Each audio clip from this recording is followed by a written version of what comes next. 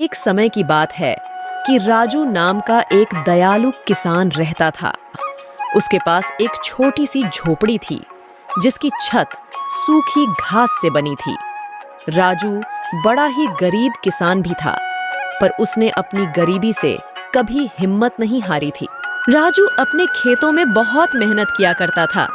उसकी मेहनत से ही इस साल उसका खेत सब्जियों से भरा हुआ था।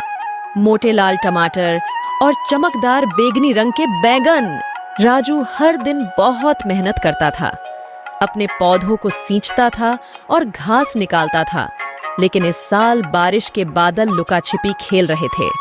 सूरज एक विशाल गर्म दीपक की तरह चमकता था, जिससे जमीन सूख जाती थी और सब्जियां प्यासी हो जाती थीं। राजू चिंतित था कि बारिश के बिना उसकी सब्जियां नहीं उग पाएगी और उसके पास बाजार में बेचने के लिए पर्याप्त फसल भी नहीं होगी। वह अपनी छोटी बेटी रानी के लिए नए जूते और मिठाई भी नहीं खरीद पाएगा। एक सुबह राजू उदास महसूस कर रहा था। जब वह अपनी झोपड़ी के पास बैठा था तो एक छोटी सी गौरैया उसके कंधे पर आकर बैठ गई।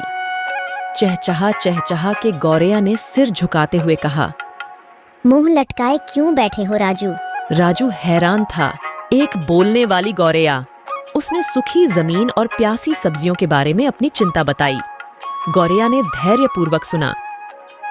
चिंता मत करो राजू, वह चहचहाई। मुझे एक गुप्त स्थान का पता है। आम के ऊंचे पेड़ के पीछे एक छिपी हुई धारा बहती है। इसका पानी आपकी सब्जियों को फिर से हरा भरा कर देगा। राजू की आंखें चमक उठीं। उसने गौरैया का धन्यवाद दिया और उसकी बताई हुई बातों का पालन किया। सबसे ऊंचे आम के पेड़ के पीछे उसने एक जगमगाती धारा देखी, ठीक वैसा ही जैसा गौरैया ने कहा था। राजू ने अपनी बाल्टी को ठंडे पानी से भर लिया और वापस अपने खेत की ओर चल दिया।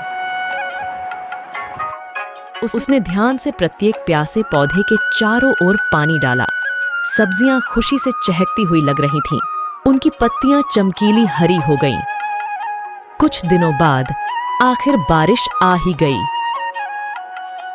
कोमल बूंदें छत पर टप टप टपकी, जिससे राजू का दिल खुशी से भर गया। उसकी सब्जियां बड़ी और मजबूत हो गईं, चुनने के लिए तैयार।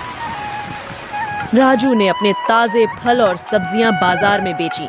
उसकी मुस्कान सूरज की तरह चमक रही थी। उसने रानी के लिए नए जूते और मिठाई का एक बड़ा डिब्बा खरीदा। मददगार गौरैया और छिपी हुई धारा की बदौलत सभी ने एक स्वादिष्ट भोजन का आनंद लिया। उस दिन से राजू कभी भी छोटी गौरैया की दयालुता और छिपी हुई धारा के जादू को नहीं भूला। वह जानता था कि भले ही चीजें मुश्किल लगती हैं, लेकिन हमें कभी भी हार नहीं माननी चाहिए। तो दोस्तों, आपको ये कहानी कैसी लगी? कमेंट में जरूर बताइएगा।